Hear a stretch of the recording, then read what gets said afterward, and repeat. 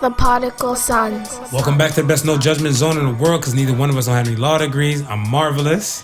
And I'm not your average Joseph. And we are the Podical Sons. Let's start the show. How you feeling today? I'm in here like swimwear, man. It's a Sunday, a fun day, the day the Suns record. And yeah, I'm feeling good. How about yourself, man? I don't like this flip-flop weather, and this flip-flop weather got me feeling all types of ways and stuff, whatever. People around me just dropping like flies. They getting sick real quick. You know, it went from like almost feeling like 30-something Yeah. to the next day dropping down to like yeah, close to that's negative, what it was, whatever. minus digits. Yo, to the American folk and stuff out there, whatever, it was probably about like a good 79, 80 degrees one good day. Yeah. And then that thing just took a sink into like the 50s and stuff whatever the following day. That was weird because it wasn't even like it was like a gradual thing. It was like the very next day. Yeah, because like I remember that day and stuff whatever. I think I went to work and stuff wearing like a little throwover. Right. And I went outside for lunch and stuff whatever. When I went outside and stuff whatever, I was rocking straight short sleeve like it was nothing. People looking at me like I was nuts. But I'm like, I feel like that. They thought you was crazy? Yeah, and then like when I want to say probably like in like 7, 8 o'clock, I remember the sun's going down about like that time. Yeah. That bitch got frosty. And I was like, oh, I'm like, nah. Let me cover up and load up, whatever. But yeah. Yeah, it was insane, man, because like I said, I was literally like in like sweat mode, which was weird because I was like, okay, we're in fall now, so we kind of expect, you know, put away the t-shirts, take out the hoodies and so forth like that, right? So I was feeling that mode. I was getting ready. I was getting into that mode, and then I got hit with the one hot day, and it's like, all right, this is still t-shirt weather right now. Nah, because like, see, that's what I'm saying. Like you put me on the game and stuff with the whole thing, and when you were saying that about putting on the game with the pertaining to the weather and everything moving kind of back and stuff with late distance and everything and stuff, whatever, that's what it was to me. So when I was looking at everything, I'm like, okay, it only makes sense that things are going to be like this for now. Like where the weather, everything's going to get pushed. So if we're expecting an earlier spring, that's not happening anymore. No. Right? Yeah. So if we're expecting an earlier fall, that's not going to happen anymore and stuff, whatever. Fall is going to be kind of kicking in a little bit later. Yeah. So that's what I'm making peace with and stuff. So that's when I got the 30 and stuff. I was counting my blessings. I'm all for it. It was crazy. I'll tell you that much. I was like, hey, this is not the typical weather that I'm getting and I'm used to. So, you know what? Sweater, you can be put down for at least one more day. And it was really one more day because I picked that bitch back up real quick. Yeah, we still in sweater weather. We still in that sweater weather. But you're okay though. You're not any less for wear for tear. You're good. You're good. Because I know you. I know you come up here with that like you half dying or something. Because I think my black ass don't sleep enough. That's always my issue and stuff. I'm a night out. The lack of sleep. I'm a night out. I'm a night out too, man. I get it 100%. I get it. I'm a night out. That's what always cramps my style in my immune system. Yeah. One day in the near future and stuff, I start turning in and stuff early. But that's it. But I don't know. I think either I got FOMO or something like that, whatever. Because I'd be like, if I say I'm about to lay down, it's about to be like 9, 10 o'clock. I'd be like, what am I doing? Like, my body was like, what are you doing? But I'm like, as you get older and stuff, because I had a coworker tell me stuff. We're beatboxing one day, and the man's like, yo, if he's in bed before 10 o'clock, it's the sexiest feeling to him and stuff, whatever. I was like, word? So I always said that there's the 3 greatest feelings to a man. Yeah. When you eat and your gut's full. Yeah. When you take a nice shit. Yeah. And when you bust a nut. Yeah. But he said add the fact that some sleep. Add some good sleep to that. Add some good sleep to it. He said, whoo, jeez. You'll feel like a different type of person. Some good sleep to the total just rounds out everything. Yeah. So yeah, man. But you know, it's funny though also. Now that I'm older, I mean, it's not that I would say that I particularly go to my bed anytime earlier because like I'll still be a night owl. You know, 11, 12 come around, you might catch me, you know, watching TV and so forth. And I got a bad habit. Like sometimes I need like TV to fall asleep. Me too. I need TV. You need TV. Like, yeah, I got that bad habit. But I tell you this much. I ain't out to the clubs hanging out past 2 o'clock, 2, 3 o'clock. Those days for me is over. Oh, you tap out? Those days for me is over. Once 1 o'clock hits and ain't nothing really too exciting happening, I'm ready to blow. You rubbing your eyes I'm like, I'm out this bitch. Yeah, I realized that with myself and stuff from way back when, because I want to say, illegally, I've been clubbing since I was 14. Yeah. In spots where they had alcohol and everything. Of course, for me to drink and everything. You know what I mean? You go to the 1 or 2 basement parties. Right. Yeah. Well, not even, like a club. I went to like club and stuff, whatever. So then somebody told me stuff, like an older person told me that, like, yo, at the time, they're like, most people, when you start clubbing, you got a 10-year shelf life for clubbing. So my shit finished at 24. And I've been doing it since I was 14. Yeah. And I realized that and stuff, like, come like 25 and stuff, whatever, I just want to be like in a good vibe, good space with good people. Yeah. That's how I am and stuff like that. So, like, when it goes to the club thing, once the music and stuff starts to change a different type of pace, I'm out. Well, I mean, and with my case, you got to think as well too, right? Like, you've been DJing. I've been DJing from the age, I would want to say from the age of at least 17. So, started partying from around the same age, around 14, right? DJing from like the age of 17. And by the time I hit, I want to say 19, 20, just coming out of college and not really having any work to do other than DJing, man, I was DJing maybe four days out of the week.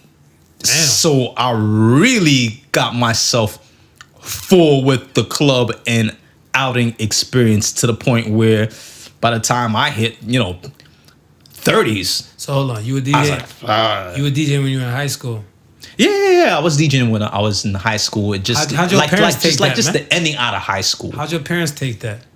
They didn't mind because it was still like, it was like a weekend thing. You know what I mean? It was like I didn't really start doing. So you only did like the Friday Saturday dance. Yeah, when you were the in high Friday school. Saturday dance. Gotcha, it wasn't until like I got out of high school and into college and just really getting out of college, not really having any work to go to the next day, but still DJing. Like, I mean, and I was a reggae DJ, so reggae clubs, it's gangsters and bitches. Gangsters and bitches don't work. This is true. They can club anytime they want. So 5 days out of a 7-day week, you find me clubbing. You find me DJing. You know what I mean? When I'm not DJing, I'm out there supporting other DJs. So like, man, by the time I hit early 30s, I was like, I had my fill. You know what I mean? And it was just really selective places that I'd be going to now just to be enjoying myself. But even with that being said, I'm like, I might call it a night type of deal. I'm out. Deuces. Now slide off. Yeah. Let's get to some shit, man. Let's get to the fun. Let's get to life. Since talking about life, R.I.P. to Louie Rankin. Yes, man. Yes, he died in a car crash. For those who don't know Louie Rankin, everybody should at least know Louie Rankin from Shatas. I would say Belly first. I would say Ox Belly. I think that was probably one of the iconic characters. One of the standout characters, out of that movie. I mean, there's gonna be the people that you gonna know the Nas's, you're gonna know the DMX's, you're gonna know the Method Man's. Right. Outside of those people, everybody was pretty much either new to the acting game or they weren't.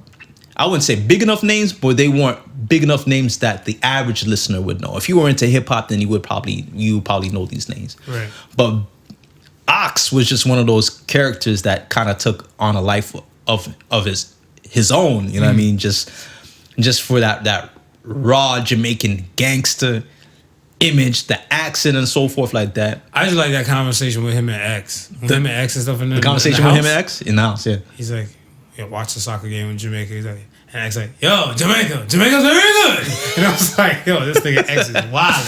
Yo, I think my favorite scene in Belly is when they came for him and he was inside his mansion with the AK-47. Look at the AK and yo, I rap with who? Bamba clap dan dada. The man was serving niggas. Yo, he was you know what I mean? That was it. And then Shatas came along. Yeah. And then you know what I mean? Biggs, I escort you. I try to escort me. I mean, that line had niggas laughing because everybody was like, no, the word is extort. Extort. The word's extort, Extort. nigga. But you know what I mean? That was the whole thing about it. You know what I mean? That was it. Buckshot. Listen, a lot of people don't know he was a Grammy Award reggae artist as well. That's when you were telling me. So I'm like, really? I'm like, I didn't see that. Yeah. Like, So I mean, these are one of the things that he wasn't just iconic in the hip hop circle, but even before that, just the reggae dance hall scenes. He was just like a fixture, you know. Yep. And one of those musical artists that I would have to say successfully transcended into film and television, right? Because again, I mean, we see that. We've seen that era from like hip hop and R&B artists, but it wasn't something that we would see from like reggae artists. You understand? And he was like one of the few that actually did it. So I mean, and I didn't know he was a big fan of Canada like that. Like when the Raptors was going through the whole, he was here, man. Championship series, he was doing the whole, we eat curry for fun. You know what I mean? Like he was doing that whole thing and stuff like that. I was like, yeah, I know he rocked with Toronto and stuff like that. But I was just thinking, yo, dude was coming in every now and then popping in the sound. But it looked like, yo, this was like second home to him. You know what I mean? I mean, well, it wasn't while he was alive until, car accident. I mean, and it wasn't even in the hood. He was up like near Barrie and stuff like that. So you know you Canadian when you're in that part. You're going into those neck of the woods. Yeah, when you're in that neck of the woods. Yeah, man. So R.I.P. to Louie Rankin. Yeah, man. R.I.P. to Louie Rankin. Oh, and R.I.P. to Diane Carroll too, man. Yeah. See, Diane Carroll and stuff, whatever. Too. The funny thing too is that I got let me tell you how I got hip to Diane Carroll. Yeah. I think it was a conversation and stuff. Whatever we're talking about. I think Money Talks, the Chris Tucker movie. Right. And somebody was mentioning stuff because he said in the movie he's Diane Carroll's son. Have Vic Damone's son, whatever, right? So I'm like, who's Diane Carroll and stuff, whatever. So like, I think like back then, I think my OG was telling me and stuff, and I'm like, oh, this lady, she was doing some things and stuff, whatever, right? And then when I start hearing some of the songs and everything like that, whatever, I was like, I know these songs. Yeah. She was like the first black woman to get her own TV show. Mm-hmm. Yeah. So I mean, big ups to her, man. She broke a lot of barriers. She was, you'd have seen the post like of her like back in, she was popping. She was popping back in the day, man. Yeah, she was like that's what it is. Picture this. You go into a nursing home right now. Yeah. Like I seen some older ladies and stuff, or some older patients and stuff, and they'll see you and they're like giving me a compliment. They're like, yo, you're a handsome dude. I'm like, appreciate it. Bless your heart. They're like, if you would have seen me in my prime, you'd be all mine, whatever. And I'd be like, for real? Show me a photo. You got a photo in your purse? Yeah. And when I see the photo, I'm like, oh shit, Granny. Yeah, man. Okay, Granny. You might need KY. You might need a bucket of KY to get it popping, but I see you. I see you in your prime. But I mean, yeah, man. So I am not mad at that. And stuff, whatever. So like, to all the older ones and stuff out there, I recommend everybody to at least have a convo with them and stuff and see where they at and see what they used to do. Yeah. So 100%. Because I want to say the younger generation and stuff, whatever, they can't go as far from Googling or whatever. They don't know nothing, right? No, they don't. So yeah. Yo, there was this one clip going flying around. There was this. It looked like a black health worker working in an old age home, and she was there with this elderly white lady, and all the white lady kept saying was, "You want to kiss my pussy?" Yeah. I was like, yo, she wildin'. But then exactly what you said. They were wild. I was like, I threw it back 40 years ago. I was like saying 40 years ago, she probably was like hot to trot, and motherfuckers was probably kissing her pussy. That's what I'm saying. Like I asked you, man. Yeah. If you were in a nursing home, what would be the name that the staff and the patients call you?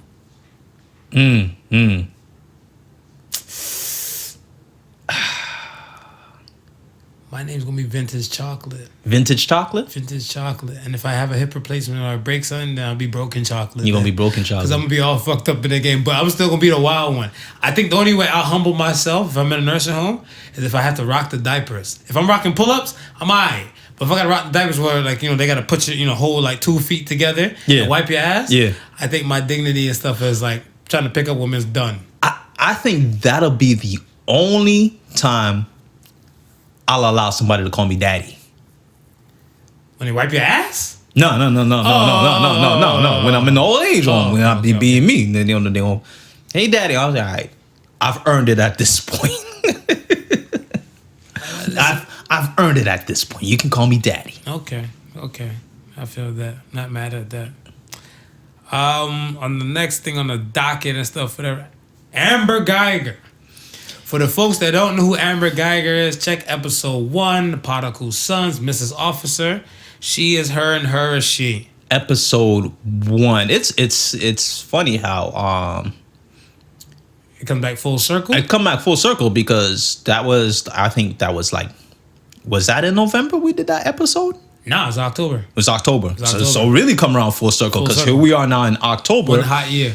And we're talking about this, and this goes to show you the just the state of how long like cases and trials could take.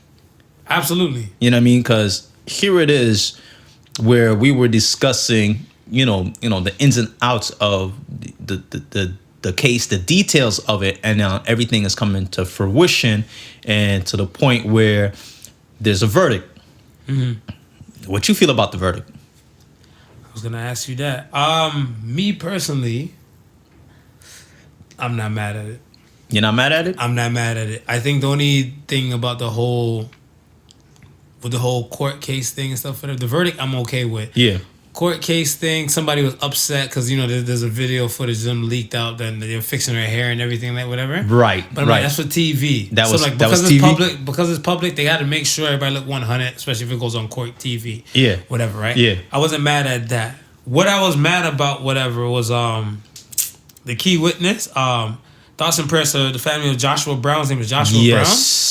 Like, I just find that, like, he went to go testify, and then 10 days later, he's gunned down and killed. R.I.P. to that brother. Because I'm looking, I'm like, yeah, it's a bit dodgy, mate. Yeah, it's a bit dodgy, yeah?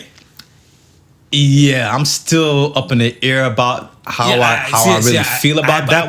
Put on my smooth hat on there. You put your smooth hat on. I'm like, this is some conspiracy shit, right? But I'm like, I'm glad he got his point across. Oh, and salute to the hot Dragon Ball shirt he was wearing. If you're a grown man, you watching anime. The man, I'm like, he came out there with a Dragon Ball shirt. He rep with a Dragon Ball shirt. So I was like, he was an anime man. So I wasn't mad at that, whatever. So I'm like, yeah, I noticed a lot of cases where, I guess when it comes to like a racial tension kind of thing with white cop, black person. Yeah.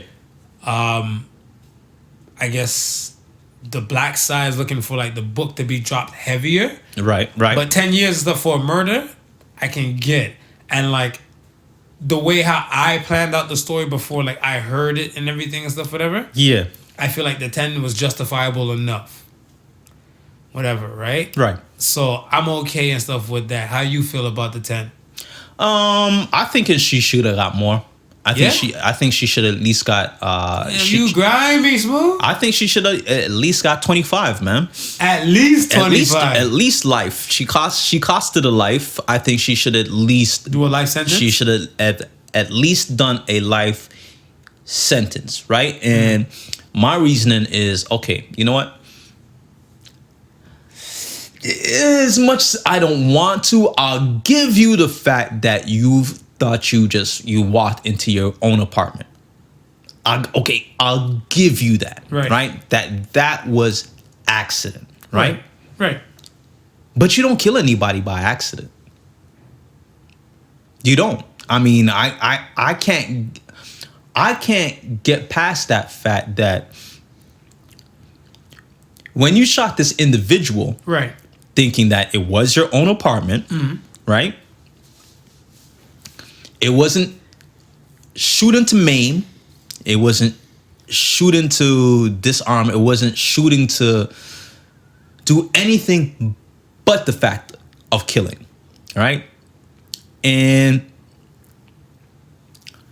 I don't know, did you feel you were justified to use that type of force because you were a police officer, or you are a police officer, and well, she's no longer a police officer, but you were a police officer?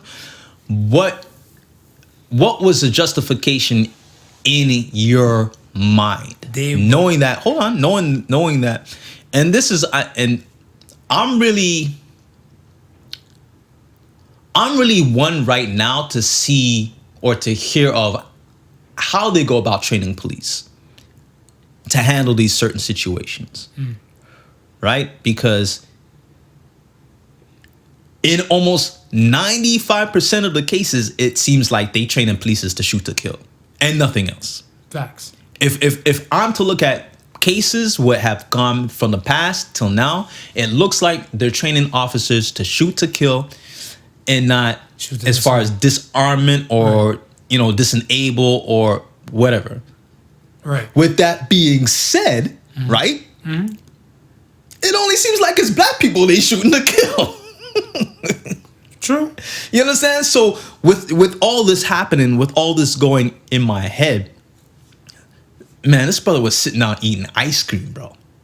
Yeah. You understand? According to the witness, he was singing gospel and Drake songs. Yeah, earlier, you know what I mean? So right. This is a man who's got to be in a vulnerable position and the least threatening position, right? How can you seem threatened if you eat ice cream, though? You ever seen a grown ass man trying to be thugged out with licking an ice cream cone, though? Well, even to the point where they're saying the shots that he received, how he received them was he was definitely in a position of a disadvantage. It's not like, he was in vantage point where he can get the best. He was in a threatening position. You understand? So, when I look at those facts, when I take into consideration all like the previous text messages with the whole Martin Luther King thing, they would ask when they asked her, when is this gonna end? And she said, "Oh, when Martin Luther King's dead." Oh, sorry, he's over. You know what I mean? Like that type of stuff, that type of mentality. It's like it lends itself to show you just might be a bit racist. You just might have seen this black man, and you just might have been feeling yourself with the power, and know that all those and above have allowed police officers in similar situations to get off. Man, I could maim this dude, or I could just shoot to kill him, because ain't nobody gonna care. And I thought she just took the latter approach and said, I'm gonna shoot to kill him, and ain't nobody gonna care. So for that reason, it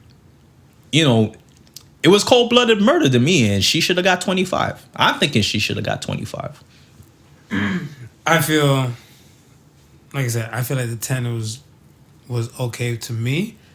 A lot of people feel like you. Yeah. It's the dude, the guy in Michigan, Matthew, was it Priebe? He got 1 year for raping 3 girls. The cop. Right. Yeah. That dude should get the 25. Oh, 100%. Because there's 3 people and stuff involved, whatever, from him, whatever, right? Yeah, 100%. And they were high school girls, too. Yeah. They were high school girls and stuff for that, and he got 1 year. Throw a book at someone like that and stuff, definitely, and everything like that. Like, she shouldn't walk away. No, she needs to get sentenced and stuff like that to be an example and stuff like that. But I mean, like, well, you got your phone in your hand. Look up real quick how long the black cop got for killing the white lady. Which black cop? No. And let's try and put this into comparison, because that was a trial we heard nothing about. We heard when the incident happened. That was it. It wasn't made any type of spectacle as, we've been hearing when, white police officers kill black suspects or black people of interest. And, we hear it all over the news and this, that, and the third, and it's followed up. This was almost on a hush case. And One thing was for sure, I knew he wasn't going to get off like, you know, his white counterparts. I knew that for sure. I knew some way, somehow, that him murdering this white lady was going to land him in jail. There was no amount of cold blue that was going to save him. Cold blue? There was no amount of cold blue that was going to save his black ass. Yeah, they're not showing the details and stuff, whatever, like how much he got sentenced for and stuff, because he was charged and stuff, whatever, like last year. Yeah. So might be possibility that the last residual stuff of it, whatever. I'll look into it and stuff and post it up somewhere for us. That would be interesting to know, because it's. But his name is Mohammed Noor. Right. Sorry. Right. Yeah, Mohammed Noor and stuff, whatever. She's like Somali black Muslim cop. Yeah. And then the lady and stuff, her name was Justine Ruzik. And without saying it's a similar situation, but the situation was close. It was, you know, it was a case of I don't know whether it was a mistaken identity or just a thought of her being a threat that he had to neutralize. I mean, it's not that far off. No, but I mean, like I said, to pertain to the whole Amber thing. Yeah. Pertain to the whole Amber thing and stuff, whatever. At least she didn't walk. That's my fear. That's always my fear when the cops and stuff go at it, whatever. That she's not that they're walking, because there's tons of cops and stuff that walk. And you know what? Look at Zimmerman. Zimmerman's not a cop, and he walked. Listen, right? Listen. The only reason I think that she did not walk was the magnitude of the case, right? The fact that both of them was in his own apartment, right? And caused no form of threat whatsoever. It's not like, you know, it wasn't like the typical case where a cop had stopped somebody. Right. You know what I mean? Like a routine traffic stop. It's right. It's not a typical case where a cop has has a previous interaction, right, before dude's in his own house. The murder is committed. Right, you understand? Dude was in his own house. Dude was in his own house. Right. Right? So for her to walk from that, the public outcry would have just been nuts. Well, it was static from last year when we were talking about it, whatever. Yeah, it would have just been his house. She couldn't have walked from that. Which is good. On to the next. Amari Allen, a 12-year-old girl who went to a Christian middle school, who goes to a Christian middle school and stuff, whatever. Yeah, she still attends the school. Okay, right. Lies on 3 white 6th grader boys. She said allegedly held her down and cut some of her dreadlocks out. You heard about this? I heard about this, yes. What the fuck? Apparently, it came out and stuff for that. After she made the statement, she went on the news, crying all about it and everything. Right. Lucifer's a lie. She lied about the whole situation. Granted, her family and stuff did issue an apology to the young man and stuff, whatever, who got in trouble. Yeah. And said she's terribly sorry about all the, the pain and the hurt that they have caused. Now, were they instantly automatically denying it? Like, they denied the allegations right off rip, or who, the kids? Yeah. Yeah. Okay. Automatically and stuff like that, they're like, no. But then you have a Christian school. Yes. And then you have a young girl. I think the black thing is like an extra seasoning to the equation. Right. But it's still to the level and stuff is that how Christian people are supposed to just ignore the words of a woman's cry for help. Of course. That's the main thing. Yeah. You add the fact she's a young girl, and then you add the fact that she's a young black girl. Yeah. With dreads. The whole pot stirs even better. Whatever, right? Yeah. So I was looking at him like, Lucifer's a lie. We got another juicy smoulet in the making and stuff, whatever, with this little girl. But, they shot her shit down nice and early. My question to you and stuff is that, would there be a day when a woman's words would hold equal weight to a man's words?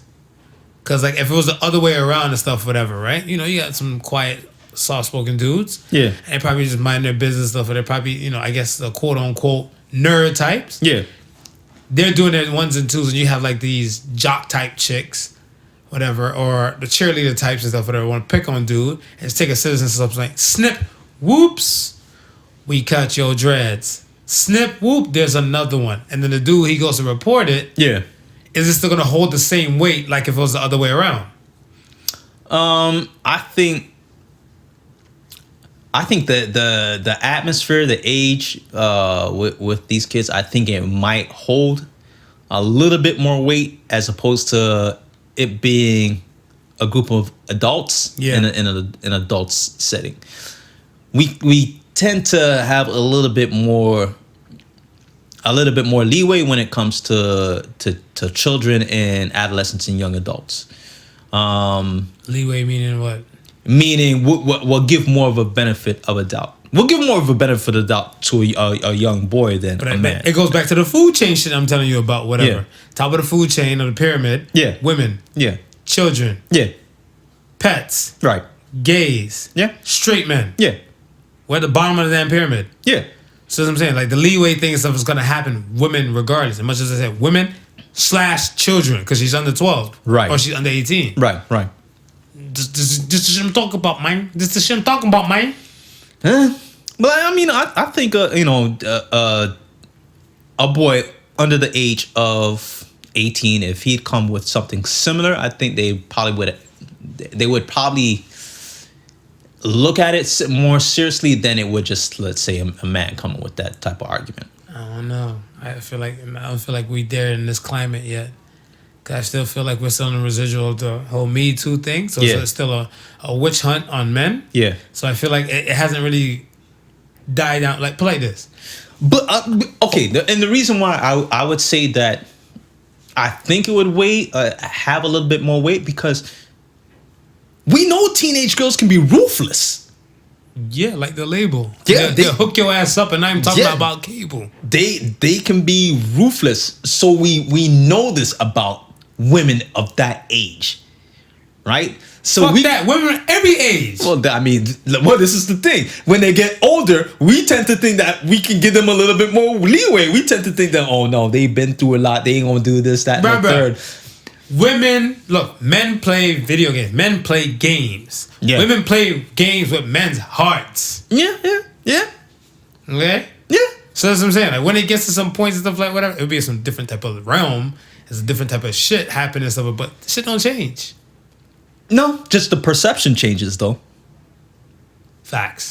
The perception, facts. That's what I'm arguing. The perception changes, because now we think that, they've reached this age. They're at this age of maturity. They left all that bullshit behind. Nah, some of them ain't left that bullshit behind. Some of them sped that bullshit right up. Yeah. Yeah. I agree with you 100%. But it's the perception. I don't know. I hope like one day it'll come across like an equal board or equal footing. Yeah. Where like, if an accusation is made and stuff from a guy making an accusation from that side, it can still hold some weight and stuff whatever. Because I mean, like, you're at your job, HR, some shit like that, whatever. You took the woman's ass and stuff. A woman makes an accusation and say, "Hey, Smooth just tapped me on my ass and stuff, whatever." Yo, they bring your ass up there ASAP. But then if you go up there and stuff, you're like, "Hey, Shirley from another department and stuff, she swung by and she kind of caressed my dick." They'd be like, "Really, nigga, really?" But I mean that also lends itself to the climate that men have produced within the workplace for so long. Whose side you on? Listen, I have this, it's hashtag men too. Hashtag men too. But listen, we've been dirty asses for a while, sitting at the top. There's no denying that. So my ass ain't There's dirty. no denying that. There's no denying that men with power had taken advantage of women underneath them. I agree. You understand? So with that being the backdrop, and having other women who have maybe been in similar situations, having other men who've enacted that way in similar situations, you know what I mean? It's when a woman screams out for help, it's almost like a situation where, yeah, she might be telling the truth simply because of past experiences that another female might have went through, or a past experience another man might have put another female.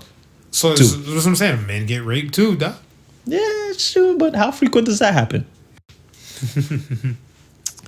Well, then on to the next, man. Let's get back to our little regular world of like some music and love for hip hop and everything. XXL magazine. Yo, do people still buy XXL magazines?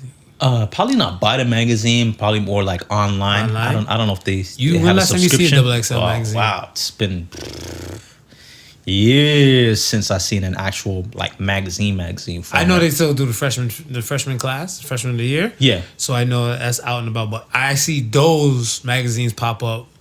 Granted, I guess like whenever if I am looking for it. Right. Other than that, no. Yeah, I think the last magazine that I actually looked at and probably physically bought was a tribute magazine, and I think it was either a Bob Marley.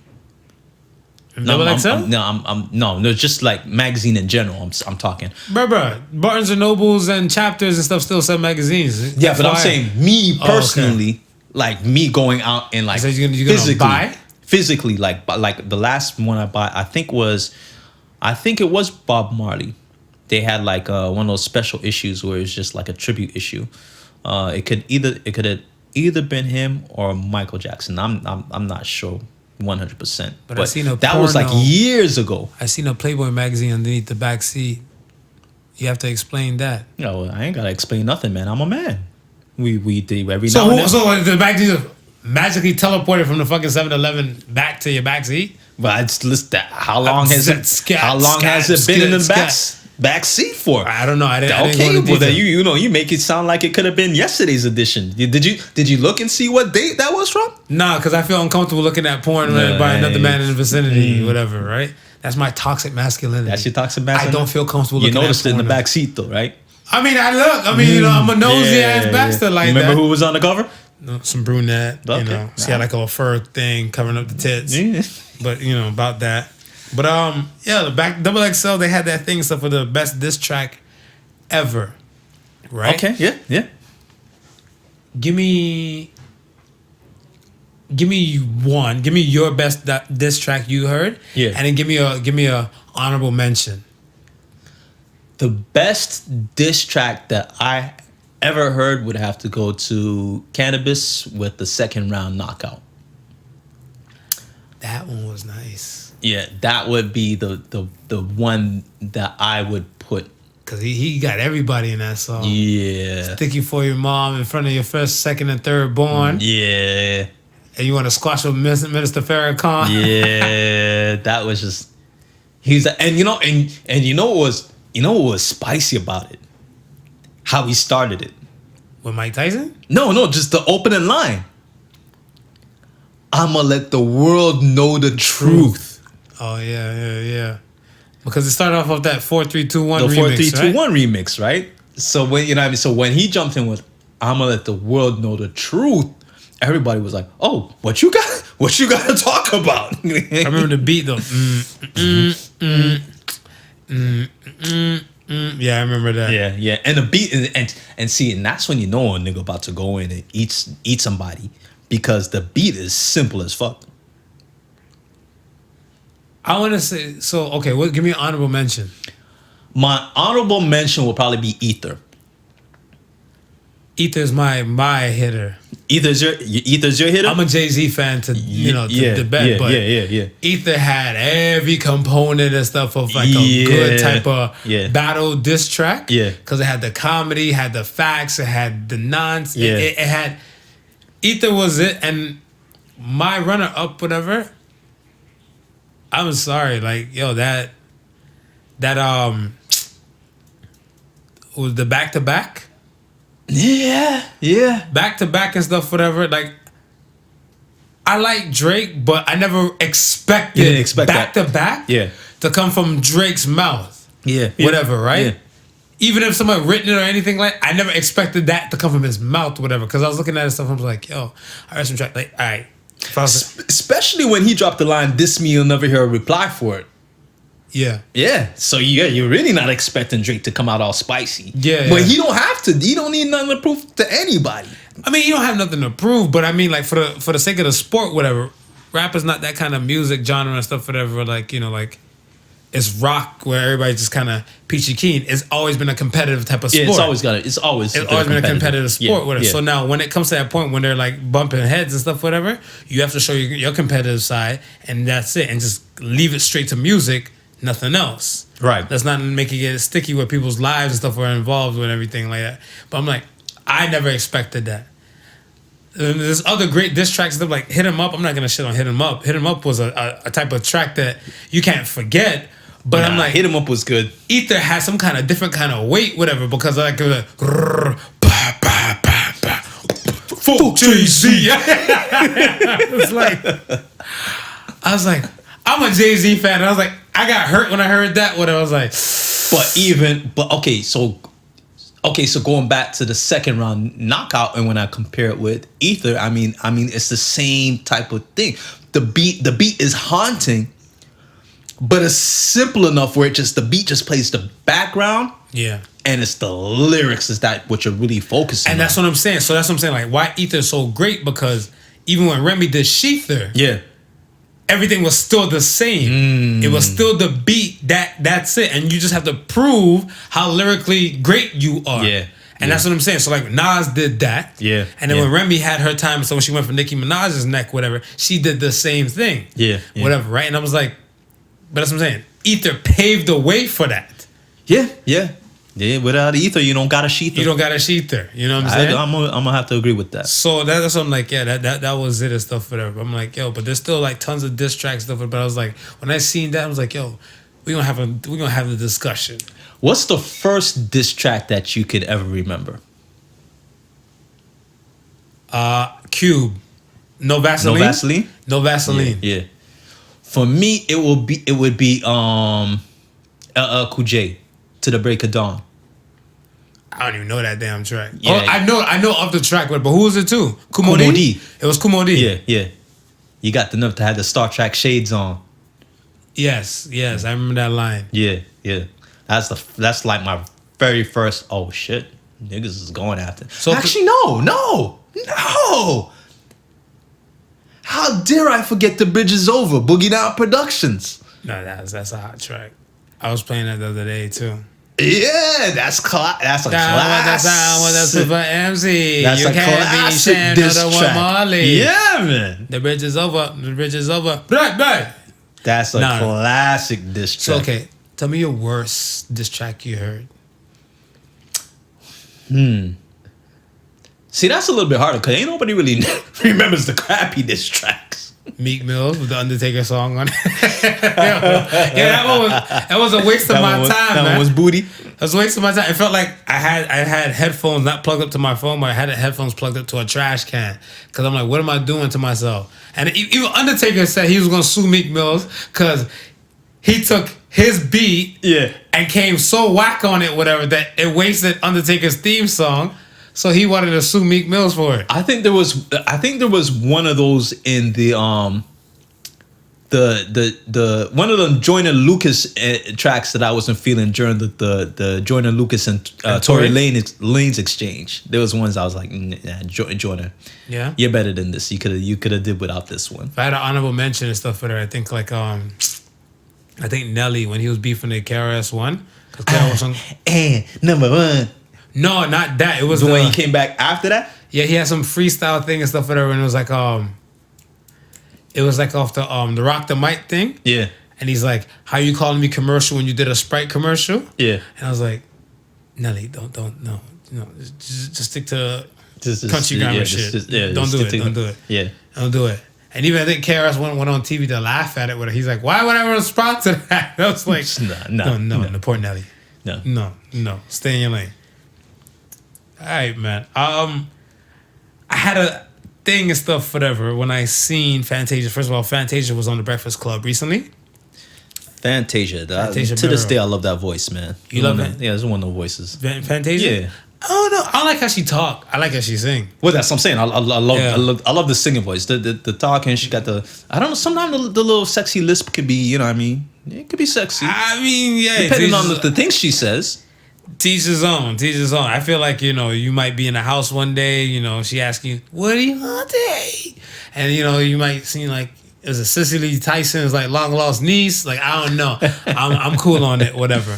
But she was on the Breakfast Club and stuff, whatever. And I actually liked the convo. I was digging the convo, what she was saying and stuff, whatever. Right. Because I'm always a fan to hear, but I like to hear from the people, like from the horse's mouth, what they got to say when they get plugged with some questions and everything like that, whatever. Yeah, of course, 100%. And she was talking about kings and queens, like, husband and wives in relationships and everything and stuff, whatever. Okay. She said, a woman should fall back and let her man lead the house. You agree? Be careful now. Be careful. Your wife listens to this show. I believe more in partnership and co-work. Co-work. Yeah. Elaborate. Well, you're not about to slide no PC political correct bullshit. No, I think there's within a partnership. You got a partnership. There's certain things that your partner's going to be good at, or better than you at, and there's certain things that you're going to be good at. Bonnie and Clyde. Better, exactly. Yeah. Right. And it's for you to figure that sort of stuff out. Listen, if my wife is a financial wizard, right? Like that's her background. What the hell am I doing touching the finances for? True.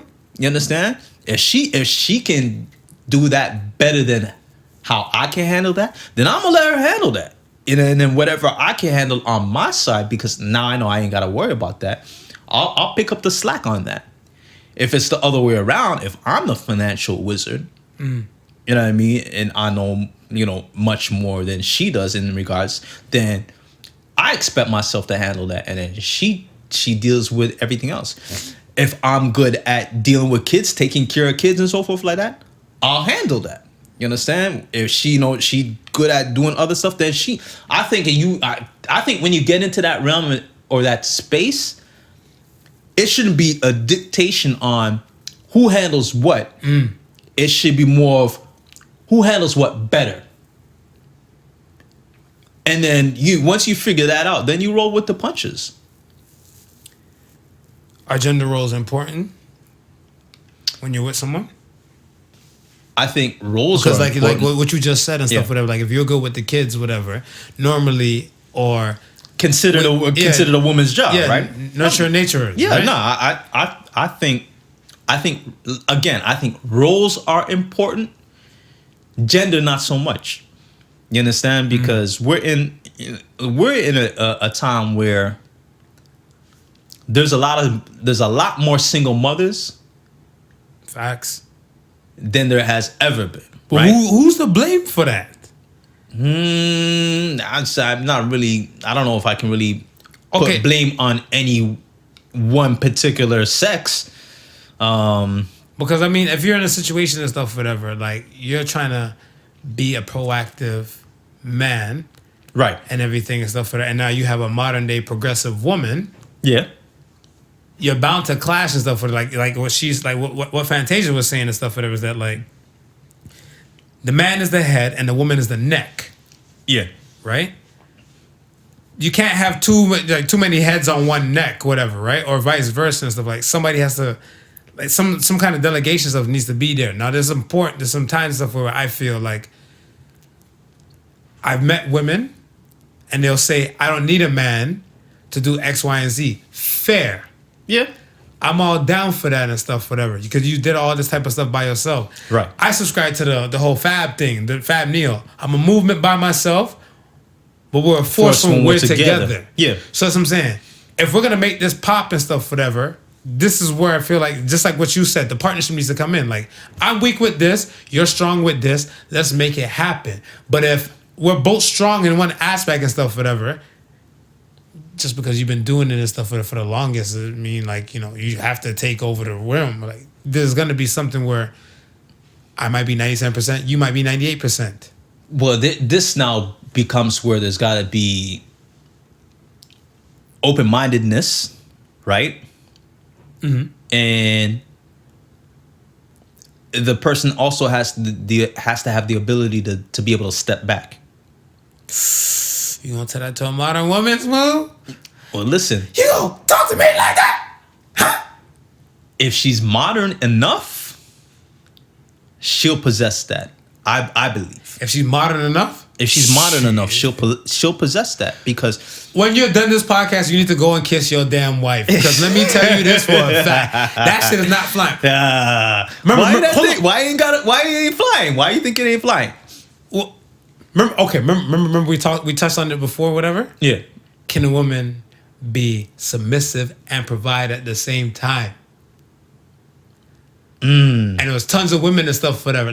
Tons of honest, morally honest women that I came across after I asked that question and stuff, whatever. That was saying, they said no. They said no. Because I said to one girl, so I said, I'm like, hypothetical. I'm like, I'm unemployed. We're together.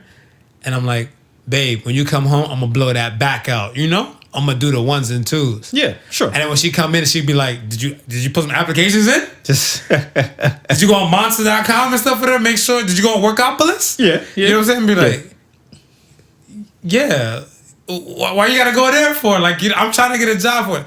Just letting you know, you're not gonna be blowing nothing out with. I'm just lay there like a starfish tonight until you get the job popping. When you get the job popping, you get the porn star tricks. Then she gonna put in some work. Yeah, then she gonna put in some work. And that's what I'm saying. But then the man and stuff from the longest stuff, whatever.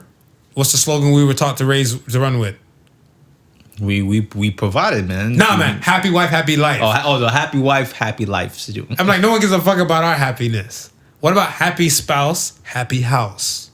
Yeah. But that's what I'm saying. Like, I feel like the modern women and stuff that you think and stuff, whatever, like, there's like a margin of them. And I'm not saying they're not there. Yeah. Because there's always room for miracles and greatness to happen and stuff, whatever. But it's just like the percentage of stuff that I see with my two eyes. Right. It's more rare than you think. Well, I mean, we'll look at it from this perspective. What's the first thing the modern woman is going to argue about when she's looking for somebody, when she's looking for a partner? Money. Even more than that. I'm lost. Help me. This is why I'm single. She's looking for, the first thing is she tell you she don't want nobody below her. She wants somebody on her level, right? But men been dating girls that work in grocery stores and they've been working in law firms for years. But we're talking about the modern woman. Okay. What's the modern woman telling you? She don't want nobody who's less than her. She wants somebody equal or greater. She wants somebody who's going to be equal or greater, right? Okay. So then, so let's say now she finds that. If she finds somebody who's going to be equal or greater, then she has to be willing to be able to take a step back in certain areas. She has to. She can't want nobody who's going to be on the same level of her or better and then still expect that she's going to dictate how the relationship should run. No, but then that's what I'm saying. You're right. That aspect, I agree with you. But then that comes to a point where that woman's going to be like, I don't like how he speaks to me because he makes a little bit more money than me because he has a prominent job and stuff, whatever. I'm out. Let me fuck with the pool boy and shit. You know what I'm saying? She gonna give the pool boy something? Yeah, pool boy. Because you talked to her a little bit too hard? Yeah, you know it, man. You know it. Whatever. Ladies, I'm not shitting on y'all, but I just know what I know. Well, listen, man. Sometimes being a pool boy could have its advantages. If you ever watched Young and the Restless, Brad started off as a pool boy, man. Oh yeah? Brad was cleaning Victor Newman's pool while Nikki was watching him.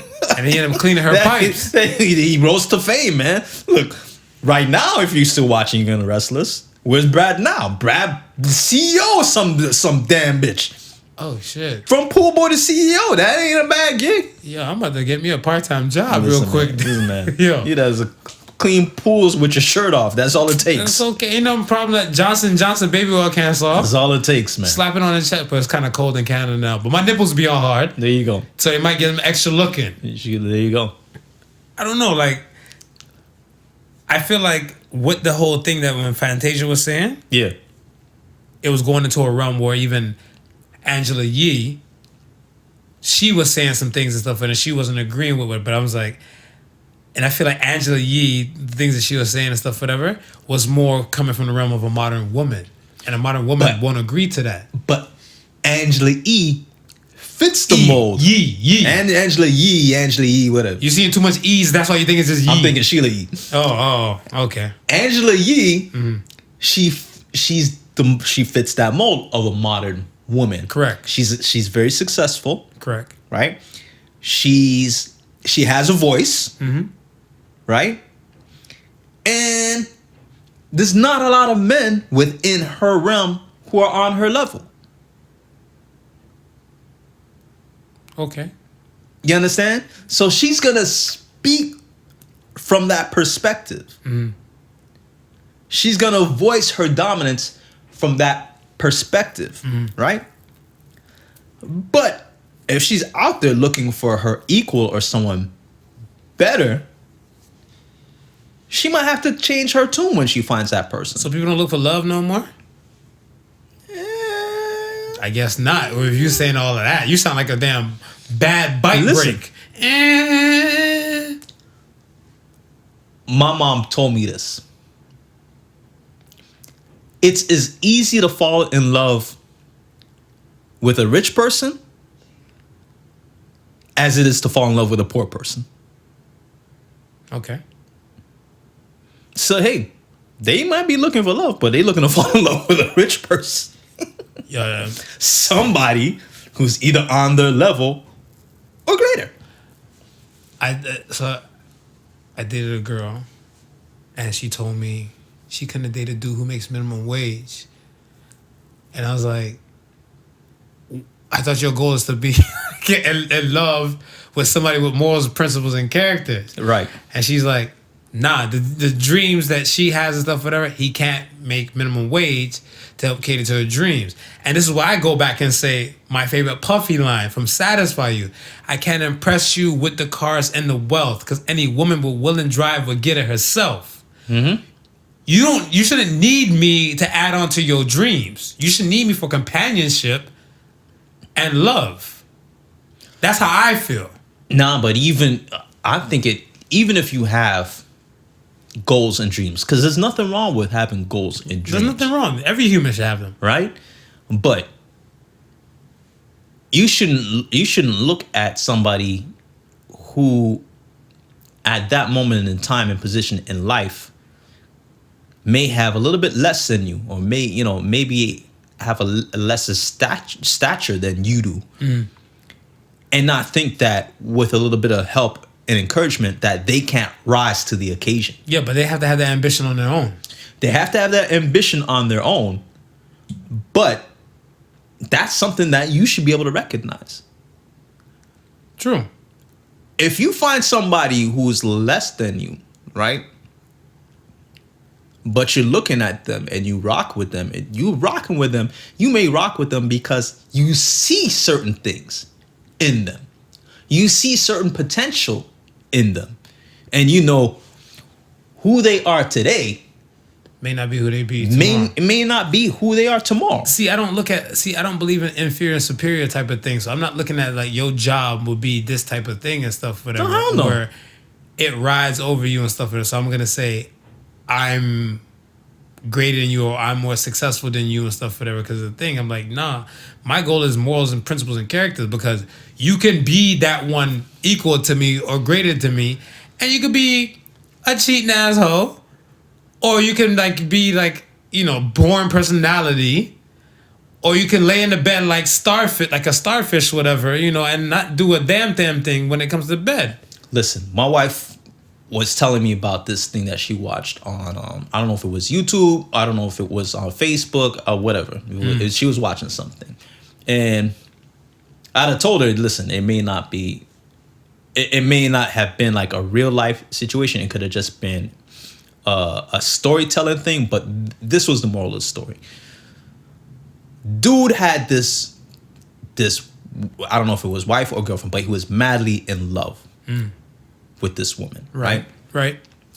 But he wasn't of anything of wealth. He wasn't in any high position or anything like that. So she was basically saying, listen, man, I can't be with you. I can't stay with you because you're not of a certain stature. Right. Right? And his whole thing was, but yo, listen, but I love you.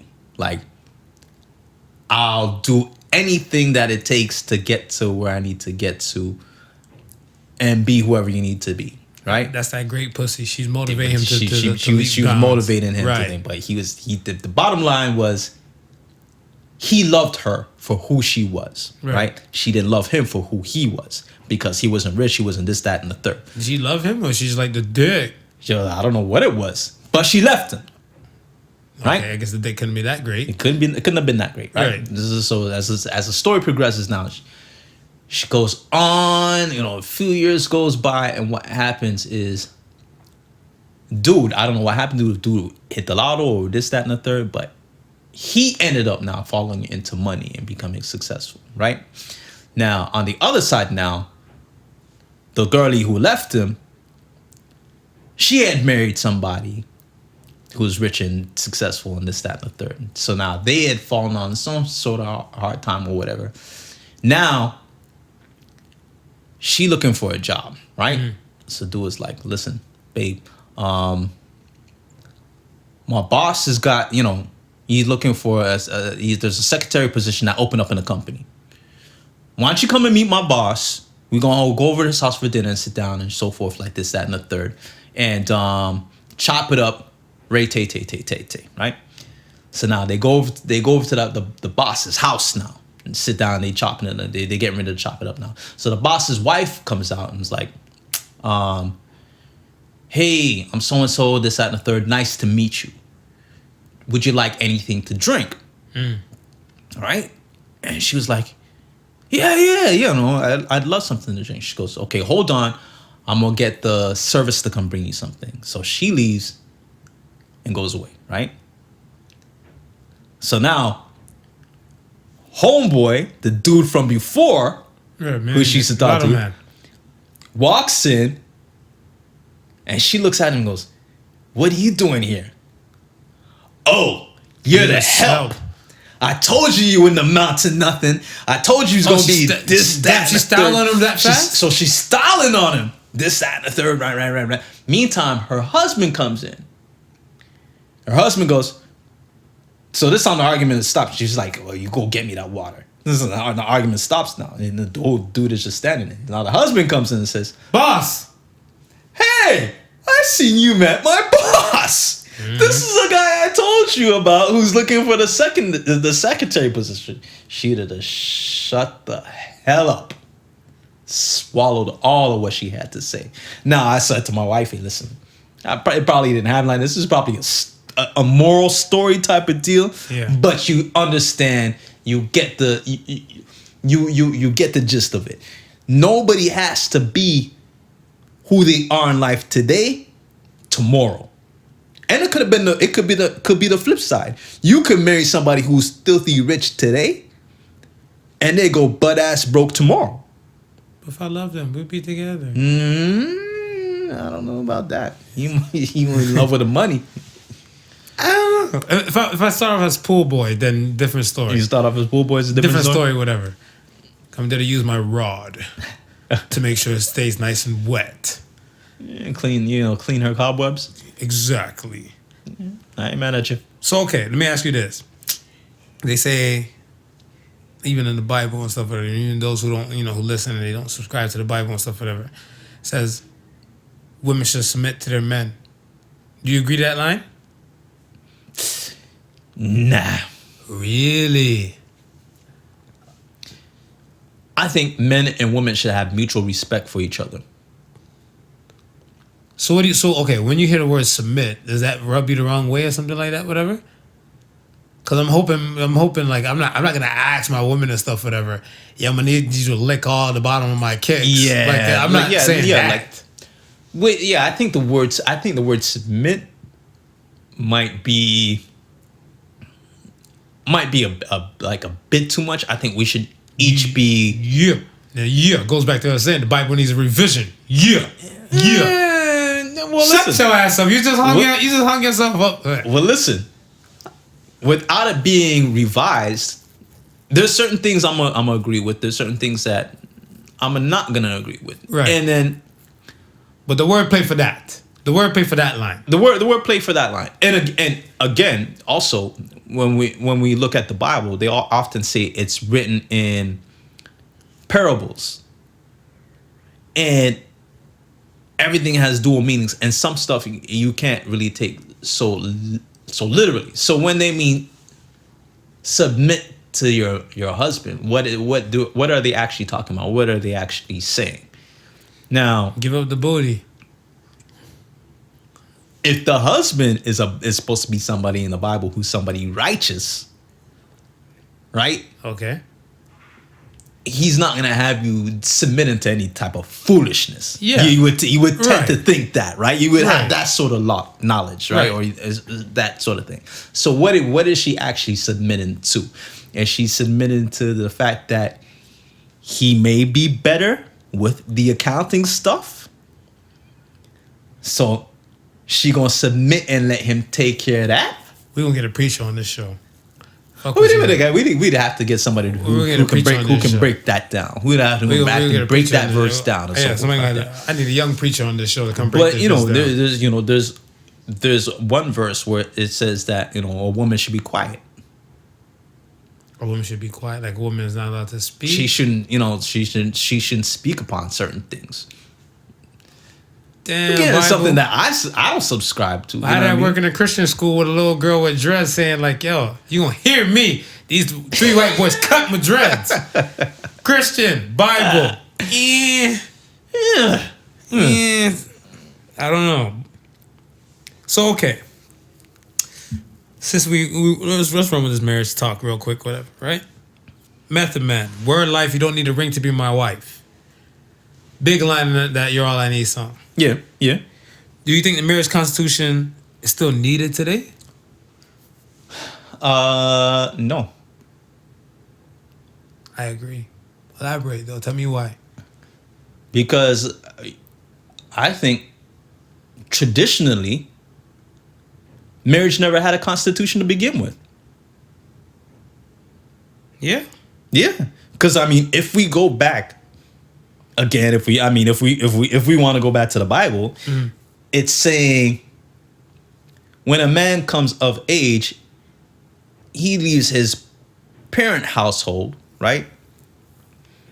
And he finds himself a wife, a woman to become his wife. Mm-hmm. They don't say anything about any marriage traditions that you gotta, any customs that you gotta go through. You understand? They don't say anything about you having to sign any legal contracts or any documents or anything like that. They ain't saying anything about any sort of set of rules that now has to go in place for you to be man or wife. The only thing that there probably was a set of customs. Maybe over the years, over the millennia, those set of customs evolved. Mm-hmm. And now all of a sudden, this, that, and the third has been added to it. I think Constitution that's mainly like those who are in power impose that shit. I think you should be a damn preacher and I'll come to your church and I'll make sure any woman I date should hear your sermon. No, but here's the flip side of that. Hey, don't fuck up, preacher. Here's a flip side to that. When you left your parents' house and you found that lady, she was considered your wife. What we now consider as a common law, there was no such thing as common law. She was just your wife. So if she's out, without papers, so if she's without this, that, and the third. So if she's living still at her parents' house, she's girlfriend. And then once you guys decide to shack up together, she's wife. She's wife. Yo, word life, you don't need a ring to be my wife. Well, this is what I'm saying. That line and method, man, that rings true. It's only now in this day and age, this day and time where everything needs a certificate. Why does everything need a certificate? Why do you need a death certificate? I don't know. I got no use for it when I'm gone. If you're dead, shouldn't people know you're dead? Some people don't give a two shits about people though. We figured it out. People don't like people. They want to be on an island all alone than to be with someone they hate. But why should there be a certificate? Why should you need a certificate to say that, yo, this dude is dead? Shouldn't somebody be able to see you buried 6 feet in the ground and say, yo, this dude is dead. Nah, but you know when they get together, they drinking and everything like. Would it be like, when did Marv die? Yeah, it was about like 3-4 years ago, something like that. R.I.P. to Marv. No one knows exact date that he died. So that's why they need a certificate for. Then they got the certificate. Dun, dun, dun, dun, it's right there. What if the certificate is wrong? If it don't fit, it must have quit. But nowadays, okay, so all right, we don't need a constitution. I don't think we need a constitution. I think if two people are agreeing that, yo, we're going to go through this partnership together, we're going to do the ones and twos together, we're going to have a family, yo, word life. You don't need a ring to be my wife. Yo. Okay, let me ask you this, too. You being a good boy you are and stuff, whatever, did you feel pressured to get married from your parents because your parents are both married? Nah. No one ever talk to you about getting married and everything like that, whatever? You sure your mom didn't make a statement like, you need to find you a good wife that can cook for you or something like that? Nah, it was never... Can you cook? It was never at that... I cook a little bit, but it was never at the point where my moms would look at me and say, I need to find somebody to go and get married to and so forth like that. It was more so, I mean, the only time she mentioned marriage is after me and my girl, who's now my wife, been together for a good while. After you guys started living together, when she became Bible wife? Yeah. After we had our first child, you know what I mean? And we started living together and she became Bible wife. You know what I mean? You know, my moms would be like, well, when y'all gonna get married? When y'all just gonna complete the journey and so forth like that? She did hint on. Yeah, she did hint on, but it was nothing like, it was never like a press. You know what I mean? To, you know, you gotta go do this. It was more like when are you gonna go do it? So she never hit you off like you're living in sin when you're living with her? Nah. Because I mean, at that time, there was so many other people living in sin. This is true. You know what I mean? Yes. You know what I mean? It was not like people were shacking up and then getting, you know, people were getting married before people were just shacking. You know what I mean? So it was a situation whereas shacking and racking. Okay, you either gonna do the do or you're not gonna do the do. You understand? It was. But you're clearly your wife is the marrying type. Yeah. So she wasn't gonna have that ride and stuff with her. Like, you're not about to just get this milk for free without buying the cow. No, but I mean, we've rode with each other for a very long time before we got married, and then it was like to the point where, listen, we ain't going anywhere. Yeah, we just make it full circle, and we just get married. I don't like how you said that just a while ago. It made me feel like you just kind of tapped out. Like you just said, I had all my fun. It's you know, when I go nowhere, it's done. Like, you can still go places. Like, where are we gonna go? We've committed ourselves to each other. Like I'm saying, when we reach to the point where we realize, listen, we committed ourselves to each other. Right. You don't really see yourself spending the rest of your lifetime with anybody else but me. I don't really see myself spending the rest of my lifetime with anybody but you. So then let's make that, you know what I mean? Let's make that commitment. Let's wrap it up. Let's make it full circle. You know what I mean? Let's do whatever thing.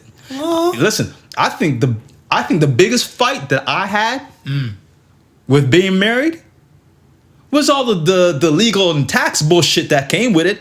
That's what I'm saying. I think that was my biggest fight. I was like, the first thing that I said to her is like, listen, you know, when we get married, right? All this little subsidy crap that we getting for our daughter, that shit is dead in the water, and we gonna really have to start coming out of pocket for something. And that's what I'm saying, like, because even like before common law, before back in the day and stuff, whatever, like even the province of Ontario, was 5 years. Yeah.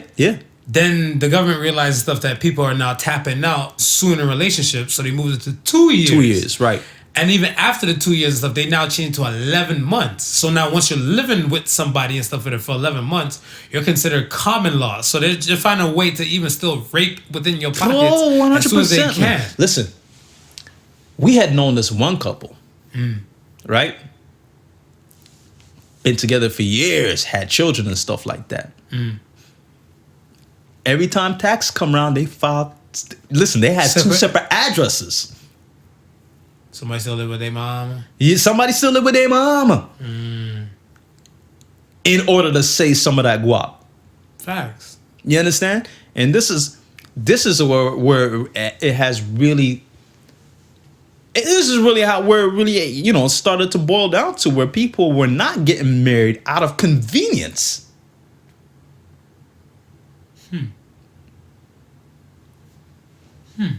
Out of mere convenience. They be like, listen, we know we love each other. We know we're going to spend the rest of our lives together.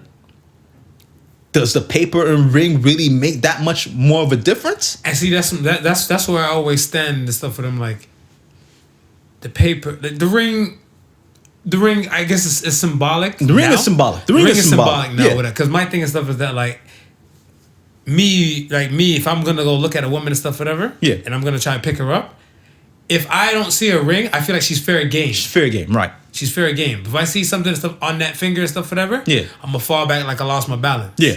So that's symbolic. But the paperwork and everything, like whatever, my thing and stuff is that I feel like, who are you doing it for? When it comes to the paperwork aspect and stuff, whatever, right? Like, I feel like it's a superficial. You doing it for the government so they know that they can tax your ass. Yeah. That's what you doing it for. Yeah. So I'm like, is it really the thing? But I don't know. Listen, you gotta get it's either being called a marriage certificate or a marriage license. Right. You gotta pay for that shit. You do. It ain't free. I know. I took my ass to City Hall to do it when I got married and everything and stuff like that.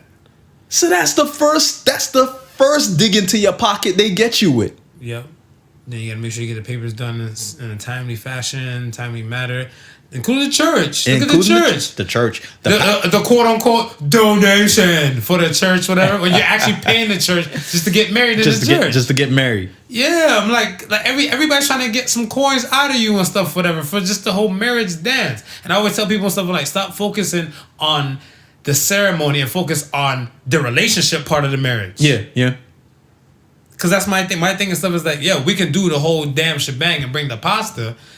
But if you're not focusing on like keeping the marriage together and stuff, whatever, what the fuck? Listen, our whole wedding, we kept it small. It was nice. It was lovely. And we kept it affordable. Everything was paid off for before the actual day. Sweet. Right?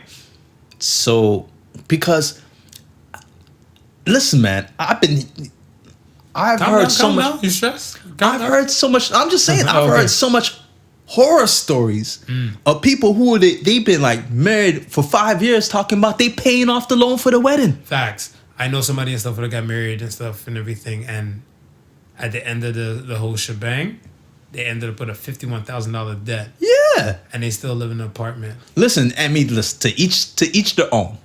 Yeah. Listen, I can't tell you how to spend your money. Yeah, I can't tell you how to spend your money. I can't tell you how to put a value on that day. You understand?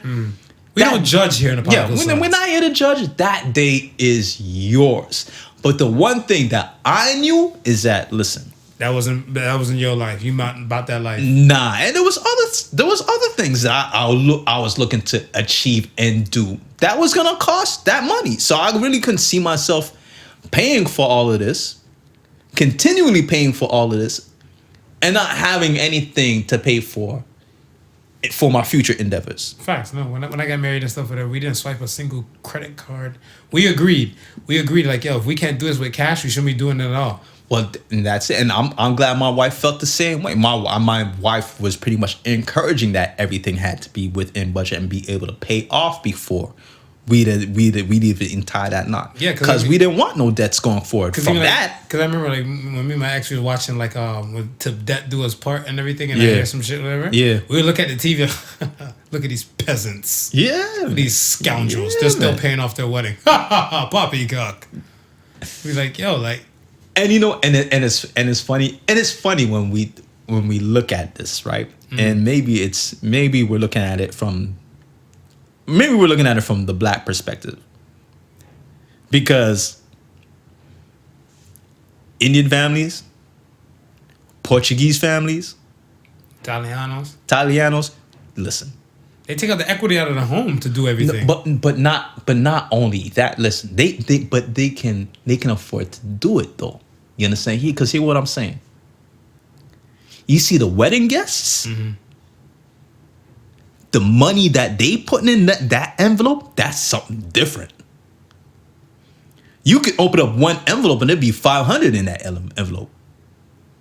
So any young Italian woman that wants to get married and give Marv a second chance at this marriage dance, please come. Tell them to give generously. We'll pass the offering.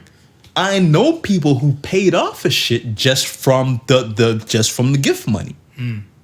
You understand? So I mean, so that's something different. If you know you're gonna get cake like that, you're gonna bring in bread like that, then hell yeah, spend whatever you want to spend. I agree. You know what I mean? I think the equity thing was the nicest thing because I feel like you're gonna do this dance within your house regardless. Yeah. And at least you have, the backing and stuff, whatever. I feel like a lot of times people are left in the unknown and then they just try to keep up with the Joneses without knowing what it takes to be a Jones. Yes, man. That's craziness, right? Man. It's craziness. So I mean, like we're putting that info out there and stuff for the masses and stuff, whatever. Like if that's your route and you're thinking about your special day, like you don't have to really go for gusto and go for broke, whatever, because you still got the next day into your lovely new life together. Listen, man, there's certain things that we know we're gonna be paying into for a good amount of time, whether that be a mortgage,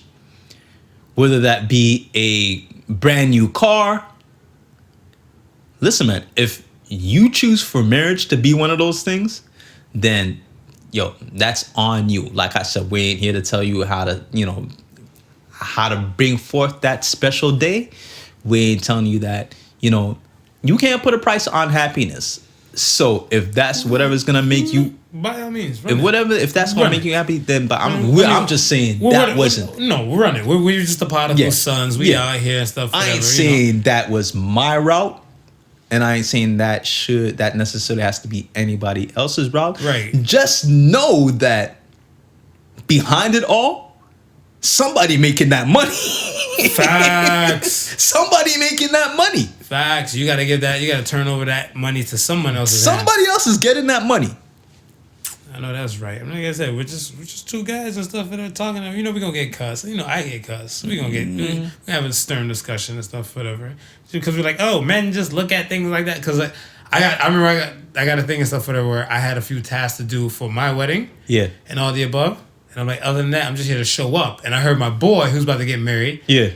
He's like, I'm just there to show up, like in a suit, whatever, right? And then they're like, oh, that's so great about being a man when a woman does all that type of stuff, whatever, right? I was like, yo. But listen, man, my wife did all the planning. I just showed up. I just showed up in the suit. I think the biggest coordination I did was getting my son and all the groomsmen to the fitting. To try on the suits. That was it. Yo, okay, let me ask you this, man. Besides the marriage thing, what's the most amazing thing about being a man? Oh, this is a good one. Because there's a lot of shit stuff that comes with being a man. What? So to you remember that Gillette commercial? Yeah. Yo, toxic masculinity, like there's a lot of shit storm, but like there's some good things about being a man. But just give me one. Wow. This one's hard, Marv. Yo, Doug, I didn't ask you for a kidney, my man. No, you asking for a kidney. Shit. You asking for a kidney, man, because if I'm to look at it right in this day and age, it might be better being a woman, bro. Let's face it. Yo, anyhow, here you play some Shania Twain in your whip, we gonna have a problem. Let's face it, man. They got the better jobs. They got the better education. They got the leeway when it comes to certain shit. I think the best thing about being a woman and stuff is tits. My personal opinion. Your personal opinion? Because, look, your face would be like this. That's the first time you ever see titties. Yeah. It'd be like, after 66,000 times of seeing titties. It's the same type of face. It's the same type of face? No matter what. Because even, I think, like, the only thing that might turn you off and stuff, whatever, like, you see, like, some granny titties and stuff, like, whatever, they might be super saggy, but you still gonna look. You're just gonna treat, like, raisins in the sun. Well, other than No pun intended, but Well, other than the income gap, what is the greatest advantage that we have over female counterparts right now in this day and age? there's a few. There's a few. All right. To the young kings out there, Yeah. this included you, Smooth. Yeah. To all the Lay it kings on me. out Lay it there. on me. Lay it on me. To all the kings out there, you are great. Okay, Oh, you 100%. are great. Well, I ain't doubting You stand that. firm as a man. You do what you do. I'm not doubting that. I, as another man, appreciate another man taking care of his shit. Okay. Even if he's with a woman and stuff and she's still holding it down, Yeah. you still playing your position and you're Okay. still there for that woman, 100%. taking care of that shit. But Okay. the greatest thing about being a man to me is Yeah. standing up while you piss. Okay? Because I can piss and walk backwards and call it a day. Listen, man. Sometimes I hate standing. Sometimes I feel like I want to sit down on the You in a toilet. questionable moment in your life. That's what I think you are right now. The Shania Twain was one thing, and now this right Sometimes I don't feel like standing on this. Sometimes I want to sit down and say, listen, man, What's I'm up going to this- call it a day. Let me sit down and take this piss. here. No, but I realize the older I get, regular tasks, they seem tedious now. Yeah. Like, Yeah. walk. I still love walking, but sometimes I might look at some things like, yo, I gotta walk even for like, say if I'm in a grocery store, Yeah. and like, yo, sorry, this line is closed. You gotta go down there. Fuck, that's a long distance. It's not really, but it makes In your it mind, it in is. my mind, whatever. In your you know? mind. I can do- You ever watch those TV shows where dude look down the hallway and then the hallway just get longer? Longer? Yeah. Me. Yeah. me. So what I'm saying, Yeah, like, I agree. yeah, man, but like, I know for a fact and stuff for that because a lot of men don't feel like they're appreciated and stuff for that. Like I remember a guy older head told me, you can't argue with a woman. I'm like, I never want to argue with a woman. I want to have a conversation with a woman. If I'm arguing with a woman, that's not the woman I should be with. No, 100%. Right? Like I have a conversation with a woman, and the man said like, you're not supposed to do that. He's like, so what are you supposed to do? He's like, men have whiskey. I was like, yo.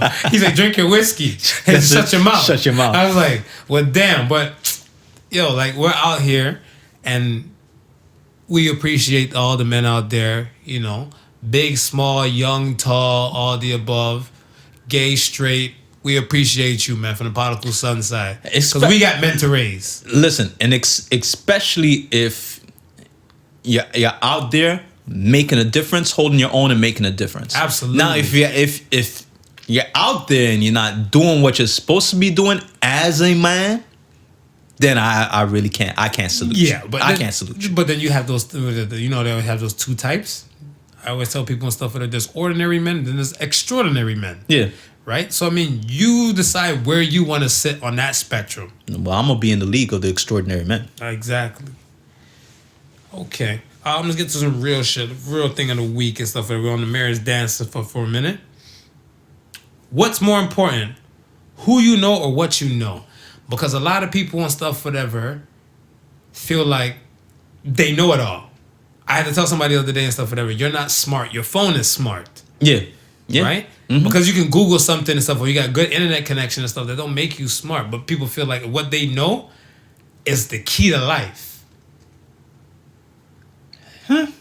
But then you have those moments and stuff, whatever, like, I don't know you, but you know me, and I might own a bar and stuff, whatever. You be like, hey, I'm such and such. I'm his friend. Yeah. And be like, oh yeah, I haven't seen him in a minute, whatever. You know what? Here's a drink, man. Here's a freebie on the house, because you know such and such. Yeah. So that's who you know. What you think? I'm gonna have to go with who you know. Why? Because what you don't know, you can always learn.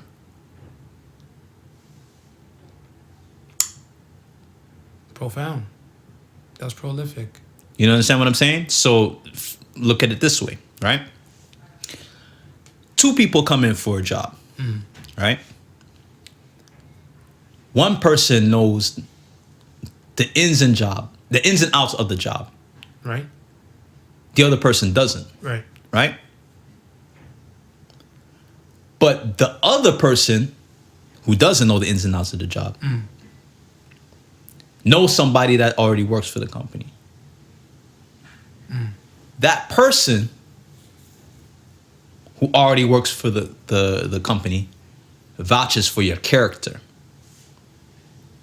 Says, yo, We already know what he's about. That dude may not know the ins and outs of the job, But he's willing to learn. but he's solid.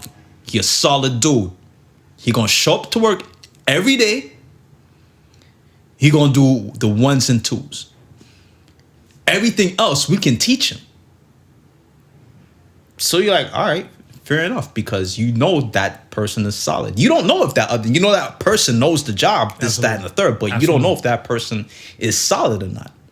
So who you willing to take the chance on? You willing to take the chance on somebody who's solid? Because I don't care what it is that you know, when you get that job, they're gonna train you on that job. True. Because what you may know may not be specific for that company or how they do things. Yeah. So they still got to train you on how they do things. Absolutely. Well, they can train anybody on how they do things. Yeah, they just hope you got the basic mechanics. If you got the basic to mechanics, get the job done, right? Listen, I was watching this thing on Dr. CB the other day. Okay. Right? He had a job as an engineer for 10 years. Never went to school, never opened a book. Right? Mm-hmm. The last job that he held as an engineer, you know how he got hired? You knew somebody. No. He got hired because the boss was curious. How does somebody who never went to school, never picked up a book, becomes an engineer? And he was like, well, I learned on the job. So the boss hired him, expecting him to fail. And he didn't. And he didn't. But that's because experience is the greatest teacher. Somebody asked me this long time ago, and I still couldn't answer it and stuff. They said if you have two martial artists, Yeah. you have a 6-degree black belt, and it'll say karate, and you have a man that just goes around the world just traveling, just a street fight. Who's a better fighter? I would say the man who goes around the world and just street fights. I said that too because he's getting a variation of different styles, different formats and stuff like that. And the experiences. Exactly. When that person and stuff, whatever, with the formal training and stuff, whatever, they just know that world. They just know that world. And who's to say who you coming up against with is coming to fight you with the formal training. Exactly. With what you learned that was formal. Right? Exactly. But then somebody said, like, it's kind of like, I guess if you perfect something. Yeah. What the person says, it was kind of like if you perfect something, like say if like that school had this one killing technique and stuff, where it take you like 10 years to learn. Right. And you come to that 11-year mark when the Street Fighter and that person that was the clash, he might just finish off the Street Fighter and stuff in like one go. This is true. So, who is the better fighter? When you said that, yeah, with the CB thing, because I never seen what you saw. Right. I want to say with the Street Fighter this time. For years, I've always been debating and stuff, whatever, like, the thing, because you can have somebody who's trained and learned something and stuff, and they learn a technique like an engineer. Right. They can learn the formal schooling of being an engineer, and they just know that this type of machine breaks down this type of way. Yeah. So they do preventative things to know for a fact that when it breaks down, it's not missing a beat. Yes. Yes. And that took formal and experience in their world to get to that level. Well, I'll take the same engineer, right? And I'll put it in the realms of music, right? Right now, if you look at some of the top producers, recording, mix, sound engineers, some of the best ones right now today who are doing majority of the work have no formal schooling. Never went to school for it. They just hung out in studios, watched, and learned from other people doing it. You understand? This is who they know. It's who they know. It was like, yo, come here, let me show you some things. You know what I mean? This is how I do it. So they just pick up how they doing it. They're learning from the master. They're not learning from somebody who says, okay, this is how the book says to do it. For years, the argument was, what was better? Someone going to university or someone going to college, right? And more often than not, it was a person going to college, because the person going to the college was getting the hands-on experience. In university, you don't get hands-on? You get it, but it's more theory than anything else. Both sides to me has theory. Both sides has theory, but in college you put more of that theory to practicality. Whereas in university, you'll get some of the practicality, but not as much, I believe. Now, it may not be for all disciplines, right? But for certain disciplines. For certain disciplines, right? And with that being said, you come out of university and you have all this book knowledge, but some people who were in college have all the practical knowledge in the world. So now they're just just slightly ahead of you. I always give this example. When I went to school to become an audio engineer, I can honestly tell you, I only went to school to be an audio engineer to get the paper that says I'm an audio engineer. Right? And along with that paper came specific terms that I may have never knew before. Right. I knew in theory what it does. Right? So, for instance, potentiator, I think that's how you say it. You think? You need a new certification if you. No. That's the word I'm thinking. Okay. If I may not be pronouncing it properly. Okay. Put it that way, right? It simply means a knob that increases the volume. Well, shit. I knew what knob to turn to increase the volume. Right. I just did not know that was the term. Right. You understand what I'm saying? Yeah. So a lot of these things that I went to school for, I already had the knowledge of. Gotcha. I just didn't know the proper terminology of it. And if someone was to ask me, if someone in that realm was to ask me to say, well, boy, you know what you're doing? And I say yes, they may have not believed me. But if I showed them the piece of paper that says, hey, I went to school for all of this shit, certified. Now they want to believe in the piece of paper that I have. You understand what I'm saying? So it's just one of those things, man. It's just one of those things. Okay, man. Gotcha. Let's get to the question of the week. I like fucking with people with this question of the week thing now. I realize certain type of things I say do spark World War III or incite a few people and stuff, whatever. And I'm with the shits. Yeah, because, I mean, we ain't asking you yes or no answers. There's no right or wrong with these questions. No right or wrong. So that's what leads to it. No right or wrong. Question to you now. Question of the week. Would you rather yourself to win $50,000 or your best friend to win $500,000, $500,000?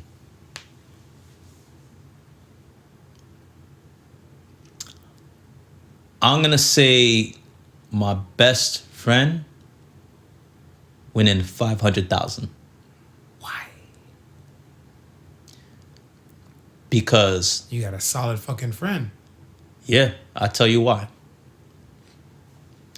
Because my best friend knows me well enough that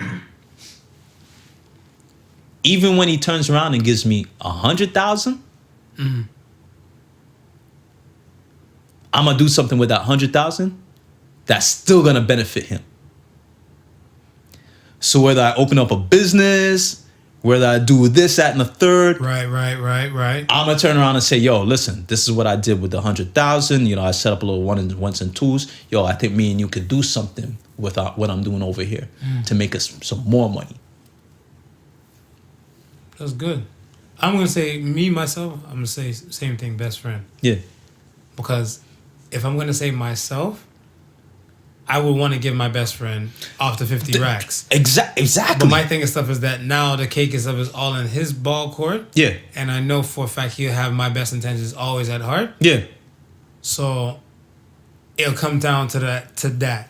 I'm not asking for a half. He has obligations. He has wife. He has 100%. his own life 100%. To live and all the above. But he knows that I'm in his thoughts and vice versa. He's in my thoughts. Yeah. And that's what the same thing. It's gonna come back and stuff with it to him regardless. Whatever. If I was to win and all the above. Yeah. But I collected data on this question before I even posed it. And when I thought about it, a lot of people said themselves they ran 50 grand. Now, what do you think that what do you think that lends itself to? Do you think that lends itself to just straight up? They got shit friends. They're fucked up people. Their character. No, I'm not. When I say it like that, I'm not meaning to judge, but you have to look within yourself to answer this type of question and say to yourself, whatever. If I can't say my best friend to win that much money and my best friend to at least break me off, even if it's $5,000, even if they give you $5,000, you can't look within yourself to say, yo, you're happy enough that your friend got it. Well, but that's what I'm saying. Shit friends or selfishness? Selfishness. I'm gonna go with selfishness for 500, Alex. I would have to go with selfishness. You understand? Because if you're looking at it from a perspective of your friend coming into that so much money, right? And you can't look at it as, even with your friend coming into so much money, even if he gave you $5,000, right? If you know that's your bona fide boy, and if that's really your bona fide boy, when he gives you that $500,000, he ain't even looking at you to spend that $500,000. Not when you round with him and he got another 400 and we 90. We living. My world, we living. If I give you, even if I won like that type of money or something like whatever, and I give you a change and stuff for that, I'm like, yo, this is for you and your world and all the above. And if we go anywhere and stuff, and I'm not looking at you like, hello, nigga. Yeah, I know. Use some of that money I give you. No. I got it. I got it. And that's what I'm looking at. You know, when you pose that question to me, and I'm thinking of my best friend for over 30 odd years. I know he gonna rock with me like that, and I know I'm gonna rock with him like that. Versus me winning 50, he getting some change out of my 50. Facts. So what's more better? Me winning 50 and he getting some change? That's gonna be small. Or him winning the 500,000 and him giving me some change, which is gonna be probably maybe more likely bigger than the 50. Bro, I got two cases to tell you and stuff. There's one case where I knew a girl. Her and dude broke up. Yeah. No, right before they broke up and stuff, whatever. He won money. He won a nice piece of lotto thing, whatever, right? Yeah. And he dumped her. And stuff for that, so she wanted to get a piece and stuff off of it, whatever. He felt a type of way. Yeah. He offered to take her out to dinner. Yeah. He took her out to dinner and stuff, whatever. And he got her a check of, let's say, 10 grand. So he's paying for dinner. Right. And he slid her a check of 10 grand. Because they were boyfriend and girlfriend and stuff for like 3 years. Yeah. She ripped up the check. She said, for all she's been through with him and stuff for that 10 grand is nothing. Right? Right. And the man got up and walked out. And I said, and somebody's like, I fully side with her and stuff for 10 grand. So I'm like, low expectation, high rewards. Yeah. He didn't have to give you shit. Consider the fact that he already walked out of your damn life. He had to give her jack. Zero. Nada. Zilch. That's what I'm saying. But he still took it upon himself to cut the check with the CTC. Yeah. And give her the 10 racks. And she just ripped it up and stuff. He's like, all right, screw it then. Called it a day. Left it. Then I know a friendship situation and stuff where the person came up with some money and stuff like another thing like that. Yeah. And the friend offered her 40 grand. He offered the one woman offered the other friend 40 grand. Like this is, and she's like, but we've been friends for forever, and all you turned to give me and stuff is 40 grand. That's not a friend. That's not a friend. It's not. It's not. I'm sorry. Not a friend in my world. Not a friend in the basic world. So that's it. as I said, it's a question that just speaks on the morals, principle, and character of the individual, how they answer. Yeah. And the type of friendships they keep. Yeah, and if you're a person that you don't rock with anybody and stuff, whatever, then take that $50,000 and skip off in the sunset. Well, yeah, that's another story. You know what I mean? If you don't mess with nobody, then you take the $50,000. You don't mess with nobody. You go home. You rock out chill. the sunset. That's it, man. That's it. But I'm telling you, man. Listen, my friend with 500 G's, I'm smiling because I'm not even smiling for the fact that I'm gonna get something.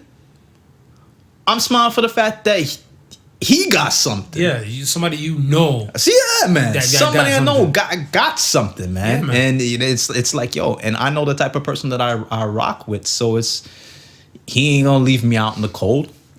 And even if he did, then that's it. That's his prerogative. All right, man. We on the Ask the Sons portion of the show. Ask the Sons. Tensai Senpai. What's the biggest or largest land animal you could best up in a hand-to-hand combat with no weapons? The biggest? I'm gonna have to say a sloth. Yeah. I'm gonna have to say a sloth. Yeah. Yeah. I'm gonna say a sloth too. I don't want to just, but let me pick another animal. You gonna pick another animal? I'm gonna say with bare hands and stuff, whatever. Koala. Koala. They move slower. They move slower than a sloth? Slow. Sloth is just super slow. Yeah. Super slow. Yeah. That's what I'm gonna take. That's what I'm gonna take on a sloth. Super slow. But I think a koala and stuff, whatever, that's like the biggest and stuff, whatever. They get to a good size. Yeah. They get to a good size and stuff, whatever. Because at first I was like, a cat? Sheep? But like, no, there's some vicious cats out here in these streets. Yeah. They look kind of psycho and stuff. I mean, even the sloth, they got some claws on their hands. But it's gonna move a little slow. Yeah, that's what I'm saying. I mean, you dodge a little bit, eat some dinner, and come back. Get a 1, 2, and you good. Give him an ultra combo. PB31 _ how can subs on Twitter, like as Black Twitter, are openly racist and still be up? That's a valid question. Because if you got white supremacist type of subs and stuff, they'll shut that shit down. Yeah. Like even if some of them go too much on the Trump rhetoric, they'll shut it down. But Black Twitter will still pump, and they'll be in there like white devils and everything like that. Because we quick to pull the reverse racism card. Oh, we were in slavery. That's true. That's we quick, and people are afraid of that. Yeah, because like when they say how can the what is it? How can the less power how can something? I always fuck up the phrase. I don't like using it, but they're saying like it's kind of like how can Black people be racist? Yeah. How can we be racist? How can it be racist? Oh, we can be racist as hell, man. Black. Exactly. Exactly. We can be racist as hell, man. I never understood that one, but yeah. How can those with no power be racist? Yes. There you go. Yeah, that's what they always say. Yeah, that's what they always say. Cool. Final question. Holy Waffle Crusader. I kind of like that name. Holy Waffle Crusader. That sounds like I need to be at like IHOP or something. Yeah, I need to be like IHOP with that nigga. Does saying your own name sounds weird to you? It does. Slightly. But I think most of the time if I run it, like my name is Marvin, so most of the time when I run to another Marvin, I always just look at them as Marvins, and I'm still marvelous. You're still marvelous. Like the joke was one of my boys when he got married, his people like when one dude walked up on me quietly, he's like, "Oh, so you're Marvin Part 2." I'm like, no. In the end, there can only be one. You could be Marvin. I'll always be marvelous. And the guy just kind of quiet his mouth and kind of just scurried off back to his corner and stuff, whatever. So I'm like, where you going? Come back, Marv. So it felt like in a way I was beating up on myself. Yeah. But I just kind of made peace with it. But yeah, I'm different from any other Marv you might meet. I mean, I don't know if it'll sound weird to me because I mean, first and foremost, I probably only call my own name when I'm asked, "What's your name?" Yeah. Other than that, I don't really see unless like the example you gave, unless it's somebody else who has the same name as. Well, that's what I'm saying. Like when you run into those and people, I gotta call that person now. Does it feel weird to you? No, it doesn't feel weird to me. Gotcha. It don't feel weird to me. Cool. We're on the So Say the Sons. So Say the Sons this week. Opportunity only greets those who are ready to say hi. Yeah, I agree. So say the Sons, man. So say the Sons. Yeah, man, because a lot of people and stuff, whatever, they're not ready. I feel like a lot of people and stuff, whatever, they claim they're ready. And then when opportunity and stuff comes to them and stuff, whatever, they have nothing to say. Yeah. It's kind of like the whole, when opportunity knocks, you answer. But some people and stuff, they're not ready for opportunity to knock.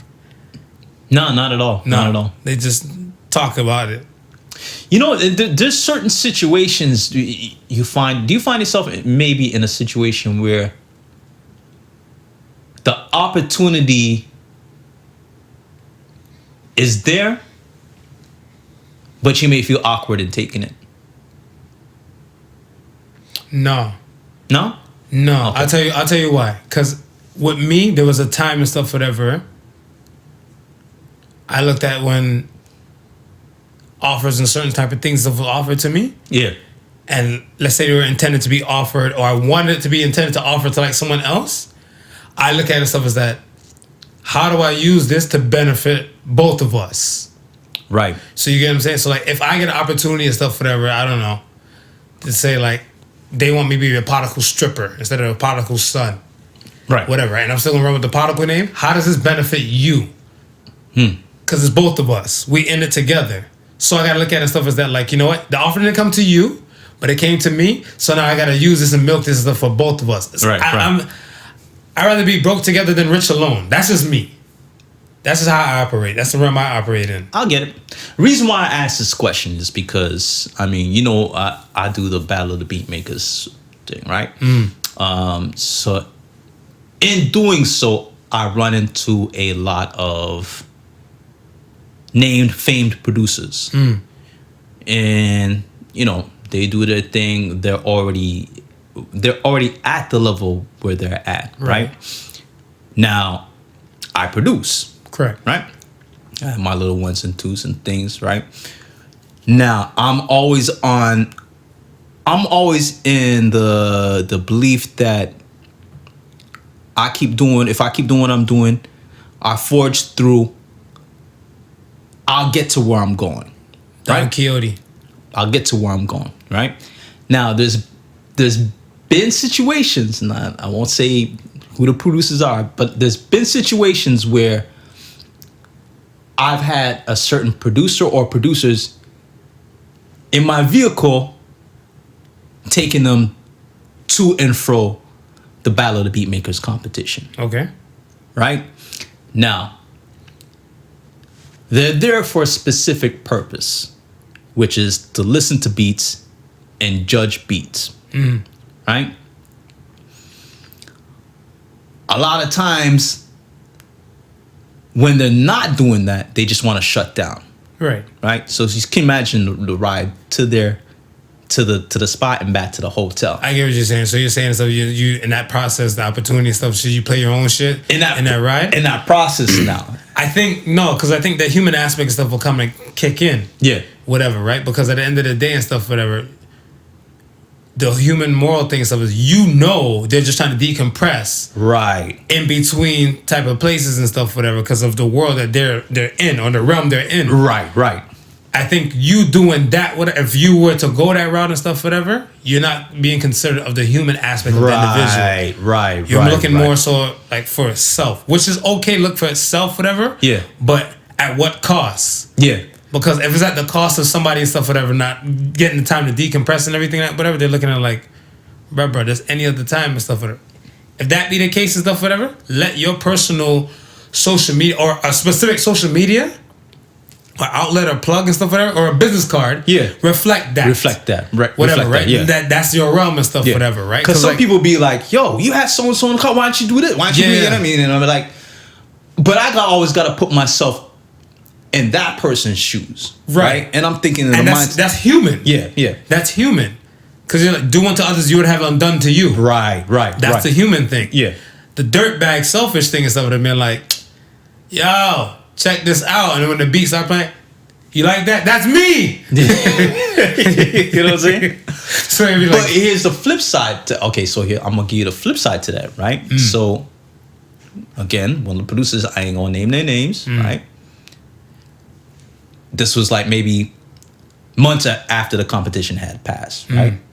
But I still had the contacts because, you know, being the chauffeur of one of the tours, you gotta call them, see when they're ready, so you can pick them up. And I seen the numbers, and I was like, yo, let me hit this person up. So out of the blue, I sent this person a message to say, listen, I don't know if you remember me. It's been a few months, but I was the dude. I was chauffeuring you around and so forth. Right.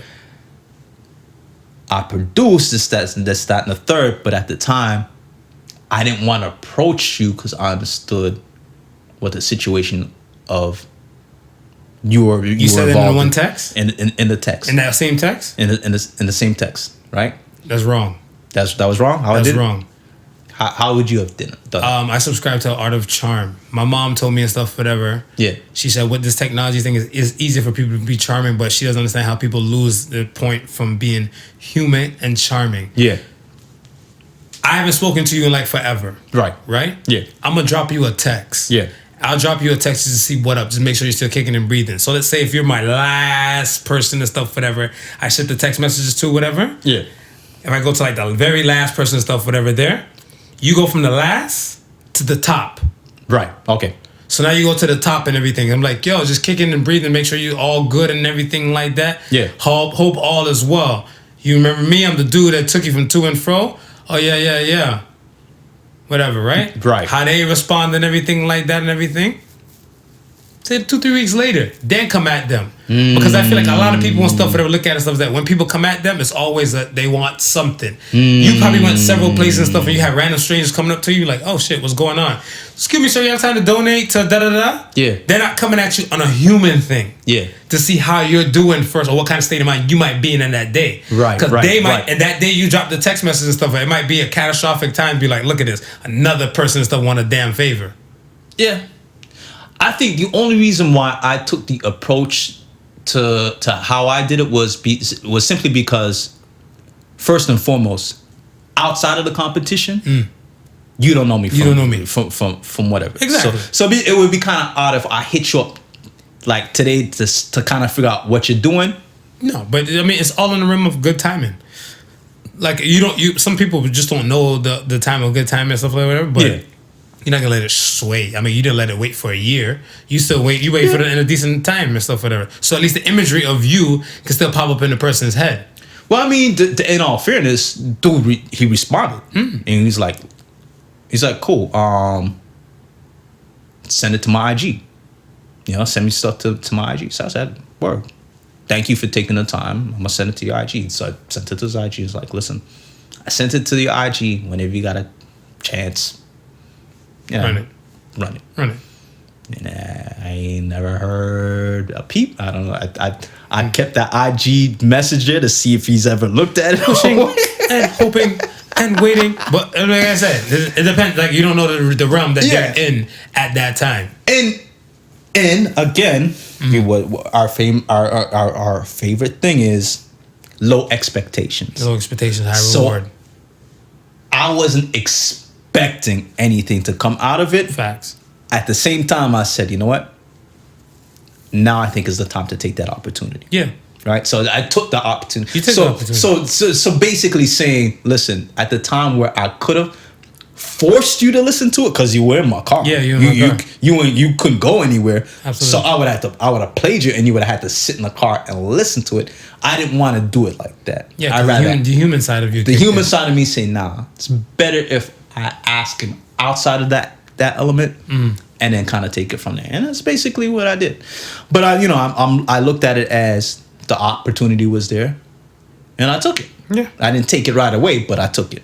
No, but that's what I'm saying. You're willing to say hi. You really say hi. The opportunity was there.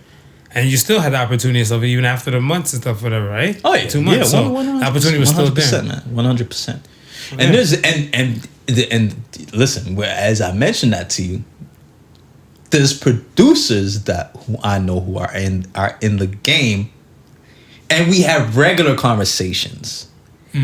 It's not, I wouldn't say it's, I don't, we don't pick up the phone and we don't call each other and stuff like that. But whenever we're at events, we beatbox because they know who I am. I know who they are, right? They just don't know outside of what I do for the Battle of the Beatmakers that I actually make beats. So make sure you give them the IG. Well, here's the thing. It's to the point where the conversation is so good that I could most likely say to them, I say, yo, you mind listening to a few things? And they will say, sure, because because now they know me, and they've never been pressured from me, right, to listen to anything, right. It's always been, because I'm saying now it's a human aspect. The human aspect and stuff is already gone. Yeah, you've already dealt with the human aspect and stuff, whatever. That's dealt with. That's what I'm saying. Like if I'm begging you for change and stuff, whatever, I'm like, how's your day? You look nice today. Da da da. You're more imposed, and then if I say like, do you have a spare loony and stuff to spare or whatever? Yeah. Compared to like, excuse me, I have change. Yeah. Who are you more likely to get money to? Right. You're right. Let's get into the human side and stuff, whatever. Like I got another Associated Sons, but I'll drop that on another show. Yeah. But we'll leave that to them. So once again, everybody, thank you for listening to the Podical Sons. Remember the difference between stupidity and genius, that genius has its limits. Peace and love. Y'all be nice to people out there. Be nice to people out there. Be nice to the Sons, man. Whatever you're listening to this, whether it be Spotify, whether it be iTunes, whether it be SoundCloud, listen, they got their little like buttons, and they got their comment sections, man. So like us, leave us a comment. Let us know that we are doing the good deed for y'all out there and providing you with much needed content and much needed laughter and much needed things to think about, man. And we will continue to do the same. We'll continue to bring what we feel is, some of the stuff that, plights not only our community, but, others as well. You know what I mean? We're just here to just entertain ourselves, which in turn entertains you. That's all we doing. Yeah, that's all we doing. All right. Peace. The Podical Sons with Not Your Average Joseph and Sofa King Marvelous.